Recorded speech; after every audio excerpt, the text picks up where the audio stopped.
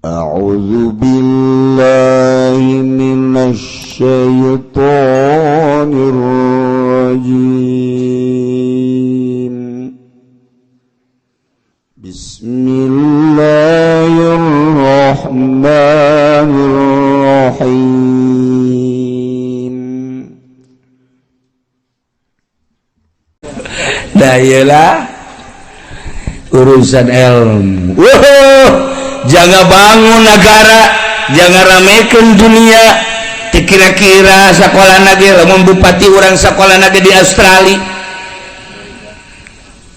lamun sababaraha pejabat sekolah nage selain di Indonesia deh, nu di Amerika, anu di Jerman, kula kemari kedatangan keluarga Gus Dur, adina Gus Dur pangletikna di Jerman nage lila. Tadi aya orang Ciganjur datang ke imah. Cerita tadi pisan secara kolana di Perancis anu di Inggris. Ya Allah ya Rabbi, hebat batu mantap negara maju teh sebab sakola. Lamun kuari negara dipasrahkan ke Haji Pendi, sakolana kelas 3 teu naik-naik. Dek dikamanakeun ieu negara, dek dikamanakeun tah badak alhamdulillah ya nu palalinter. Jadi berame.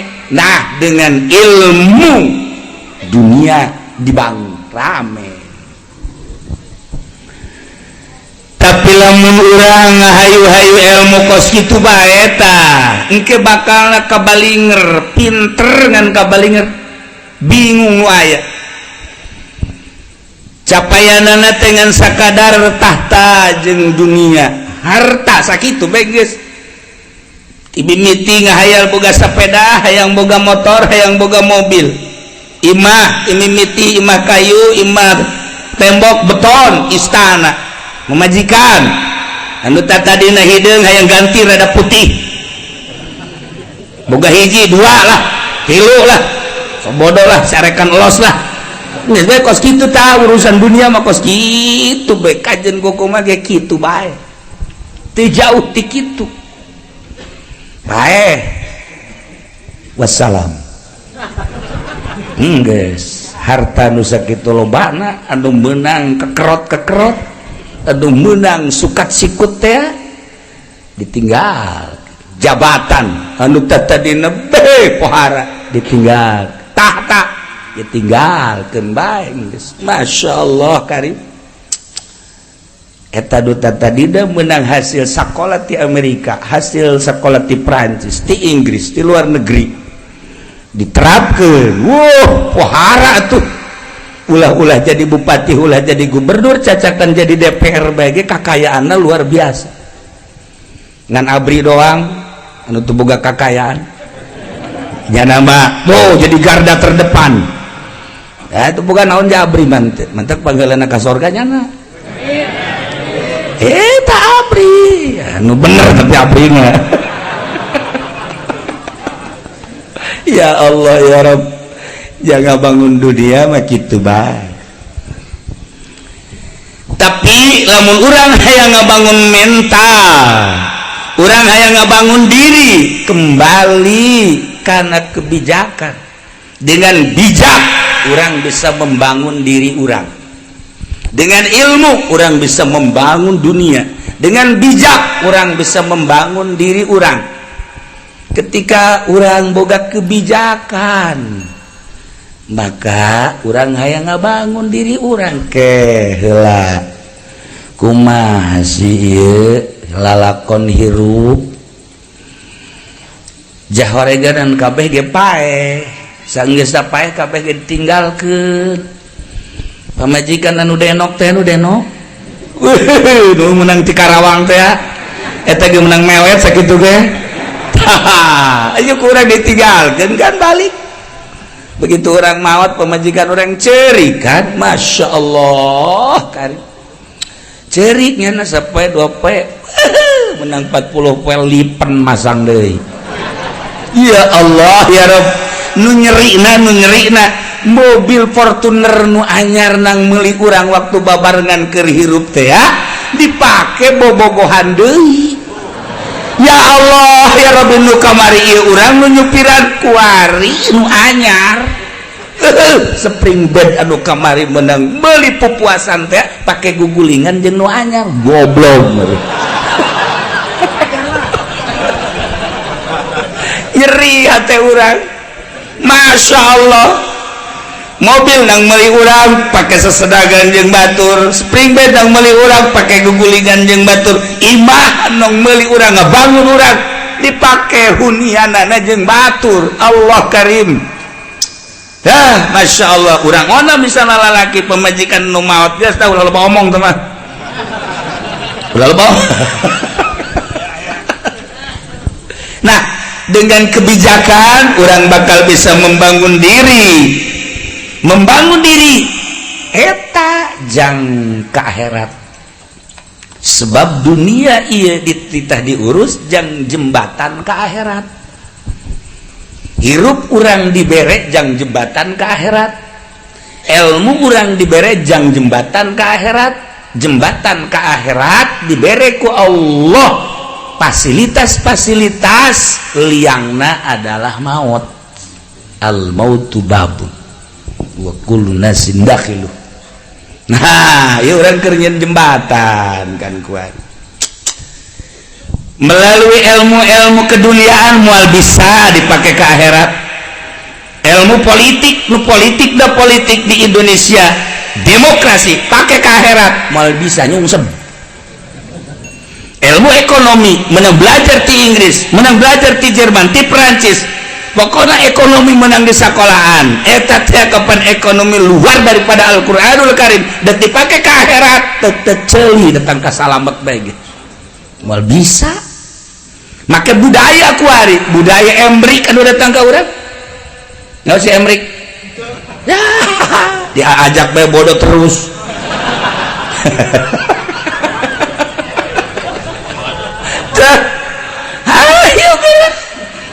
pakai kurang ke akhirat mual bisa nu bisa dipakai ke akhirat mah ilmu kebijakan nu langsung tina Al-Qur'anul Karim nu langsung tina hadis Kangjeng Nabi anu dikemas ku para ulama-ulama sufi karat bakal tenang gini salah satu contoh kebijakan hiji sahabat teh anu sering didongengkeun Kangjeng Nabi malila deui geura-geura aya jelema datang tu belah ditu eta teh penghuni surga kabeh neulu barang neulu lah jelemana teh boro-boro make jas Rudin sendal lagi sendalna ditengting make kenca pan Haji Pendi mah sendalna kulit jangan mah langsung menang nyieun sorangan deui dibojong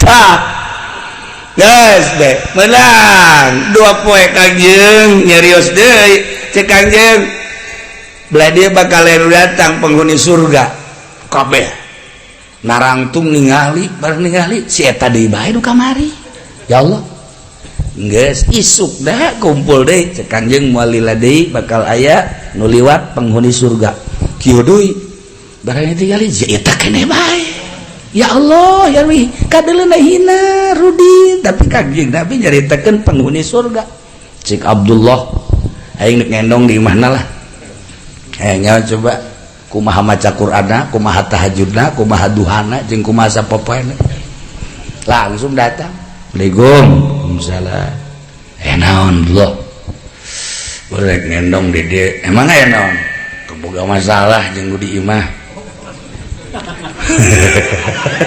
lah kasinggung itu sia geus emang bermasalah bae sabab sairilah hirupna ieu jeung masalah jeung kolot oh teu ada udah kendong alasan doang kendong lah padahal mah nya dek memperhatikeun kumaha ieu kahirupan sapopoena begitu maghrib langsung telila isya mantes isya kekedengan sasarean pentingnya nanagog baik ngintip ya Allah eta sahabat sugan maca Quran sugan tahajud istuning kerek luar biasa kerek bae hudang-hudang subuh cek Abdullah jak kerek bae pacak anjing Nabi penghuni surga sih.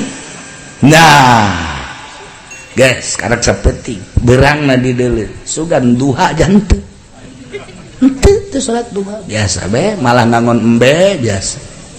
Masya Allah guys lah kadua penting malam iya asana ieu maghrib isya intip deui leuwih parah kerekna tibatan nu kamari mah teu pati nyenghor ieu mah nyenghor sebab beurangna tas ngangon embe capek wow ader-aderan tak kerek hudang subuh biasa deh be aktivitas beurang ngangon deui be teu karti aya geus ya kangjeng tapi nyebutkan penghuni surga karak dua penting tilu nista maja utama waduh bener baik katilu penting nama leuwih parah hiji kerekna pohara kadua teu robah kamari mah masih robah masih ngagigir Allah gitu kayak ngigir deui ka dieu ieu mah eueuh ngigir waduh kerek teh kerek we lamun nyaho ka si eta lah gitulah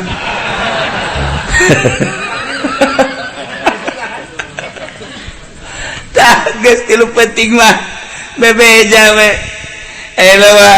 balik lah pamit cek teh oh udah pamit tapi bingung sebenarnya mah bingung naon tuh aya we ka bingung coba jelaskan soal kabingungan naon kieu dumantak kula ka dieu teh gandenge ucapan kangjeng ai kitu nyarita naon kangjeng cek kangjeng pertama bakal aya nu liwat datang ka dieu penghuni surga ente poean kadua cek kangjeng bakal aya nu ka dieu deui lewat gunung ieu eta teh penghuni surga barang di dieu ente deui katilu kali cek kangjeng bakal aya lewat di dieu ta pinggir gunung ieu ahli surga penduduk surga barang di dieu ente deui kula penasaran teu boga masalah jeung pamajikan jeung kolot tapi hayang nyaho coba ibadah ente kumaha ieu sapopeja nu kula kadeureuh kerek puyang kula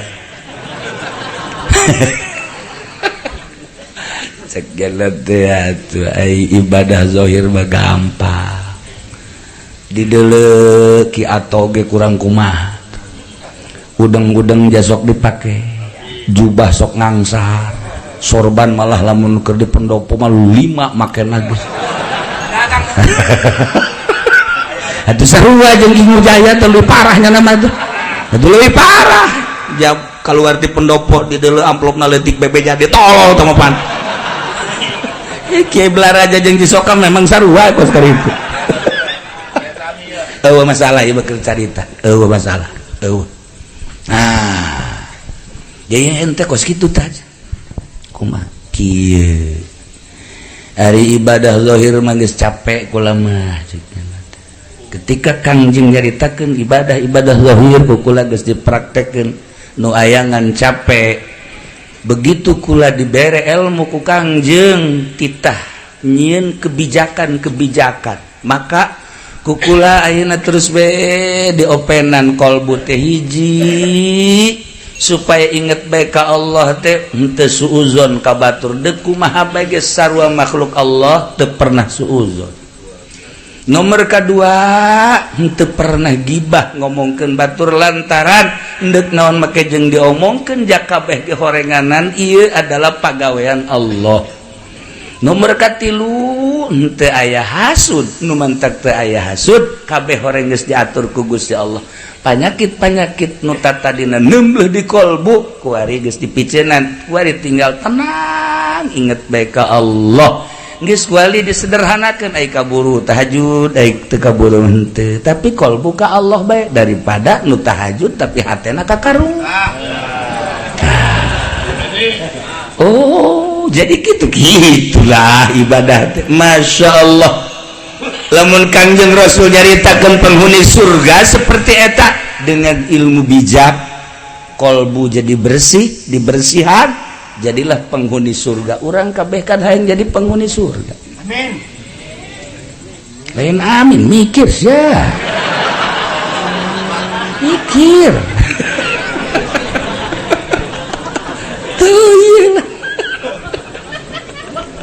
Masya Allah bijakan sinaran ke bakalna ilmu orang, sinaran ke bakalna tingkah pola orang, sinaran ke bakalna pagawean orang lantaran kolbu urangna ulah aya panyakit. Nah dengan ilmu bijak orang bisa membangun diri. Lamun orang geus bisa ngabangun diri sarua jeung Kangjeng. Lamun Kangjeng diisrokeun di mi'rajkeun sakicep. Lamun para aulia Allah diisrokeun jeung mi'rajkeun sakicep atuh lawan bedana jeung urang saruha piceunaan geura kasalahan piceunaan geura penyakit piceunaan akdar reget kolbu bersihan hiji be Allah urang bakal salengkah ke Mekah, bakal salengkah atuh eta Abdul Karim ti Mekah ka dieu ngan salengkah ari eta Syekh Mansuruddin ti Mekah ka Banten atuh kan sakicep ari eta Ki Khalil ti Mekah balik ke Bangkalan ngan sakicep. Ya Allah ya Rabbi ku bersihna. Jadi lamun urang carita Isra Mi'raj Kangjeng sering eta teh pilihan Allah jelas tamanggeus anu diangkat jadi menko nage malaikat Jibril. Naon menko? Masya Allah Aisyah dia ajak dia tegati budak. Ya Allah ya Rabbi nggak sebelah milu balik sih jeung aing.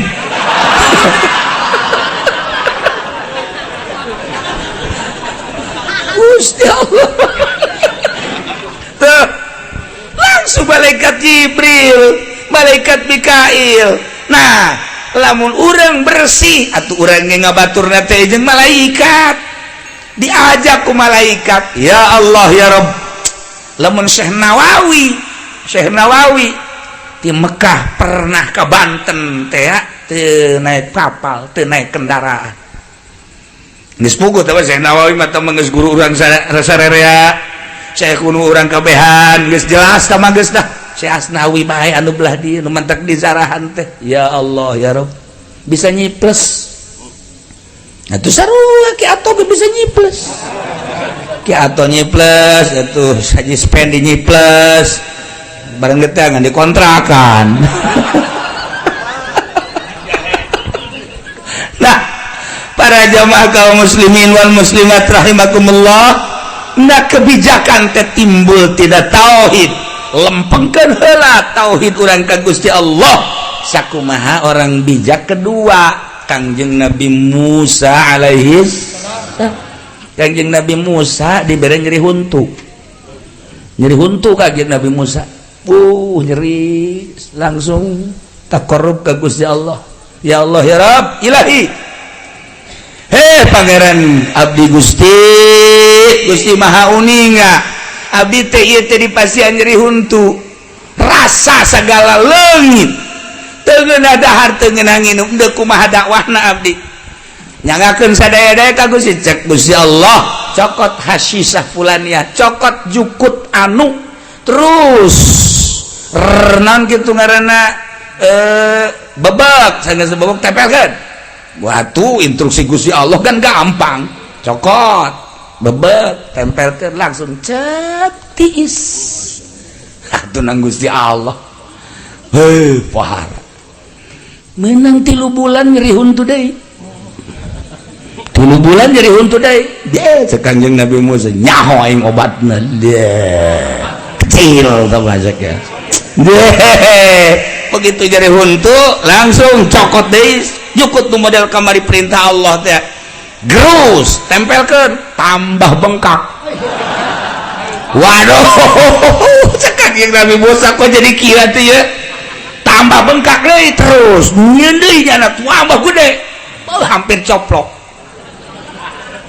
bebe jadi ka Gusti kok ieu jadi kira tuh pan kamari ku Gusti dipere resep teh titah make jukut eta ditempelkeun ka dieu cetis kok ieu nyeri huntuna eta keneh nu nyerina kok jukut eta keneh ku ditambah nyeri. Musa maneh nu pertama mah bebeja ka kaula tatagenanana ka kaula nu kadua kali mah maneh teh teu bebeja deui ka kaula boga tatagenan kana jukut dek kumaha sia Musa emang nu nyieun mangpaat jeung madara teh jukut emang nu nyieun cager teh jukut aing eta mah aing mah sebab doang teu ngah teh Kangjeng horeganannya saya diangkat jadi nabi, saya diangkat jadi rasul aing. Kunaon haju nyalimpang. Wajar lamun Ki Nurjaya nyalimpang. Atuh Kangjeng Nabi Musa ge aya teh nyalimpangna saeutik. Atuh ngan itu mah haju balik deui na cepet ayeuna mah angel. Balik deui na angel. Gitulah dengan ilmu bijak maka orang bisa ngabangun diri. Teangan geraga ilmu bijak supaya bisa ngadeketkeun diri urang ka Allah. Kadahanan urang bisa Isra Mi'raj cara Kangjeng. Kadahanan cara para aulia Allah. Kuari lamun eueuh para aulia Allah anu diangkat derajat model kos kitu, ajur Indonesia. Ajur Jakarta, ajur Banten. Untung Allah masih keneh bisa milih hambana dengan kebijakan tadi. Aya kene sigana jelema-jelema anu dipilih ku Gusti Allah sehingga ngajadikeun ketentraman. Eueuh anu bisa nimbulkeun panyakit kecuali Allah. Eueuh anu bisa nyageurkeun kecuali Allah.